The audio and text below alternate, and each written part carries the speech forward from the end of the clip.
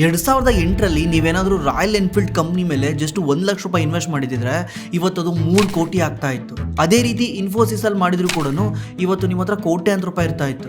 ಈ ತರ ನಾವು ಯಾವತ್ತಾದ್ರು ಹೇಳಿದ ತಕ್ಷಣ ಜನ ಏನು ಹೇಳೋದಂದ್ರೆ, ಗುರು ಹಳೆ ಕತೆ ಹೇಳ್ಬೇಡ, ಹೊಸ ಕತೆ ಹೇಳು, ಹಿಂದೆ ಆಗೋಗಿರೋದು ಹೇಳ್ಬೇಡ, ಮುಂದೆ ಆಗೋದನ್ನ ಹೇಳು ಅಂತ ಹೇಳ್ತಾರೆ.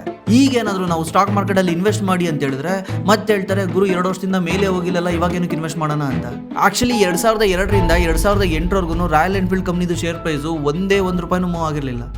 ಅವತ್ತೇನಾದರೂ ನಾನು ಬಂದ್ಬಿಟ್ಟು 2008ರಲ್ಲಿ ಬೈ ಮಾಡಿ ಅಂತ ಹೇಳಿದಿದ್ರೆ ನೀವೇ ಹೇಳ್ತಾ ಇದ್ರಿ, ಗುರು 8 ವರ್ಷದಿಂದನೂ ಮೇಲೋಗಿಲ್ಲ, ಇವಾಗ ಎಲ್ಲಿಂದ ಮೇಲೋಗುತ್ತೆ ಅಂತ.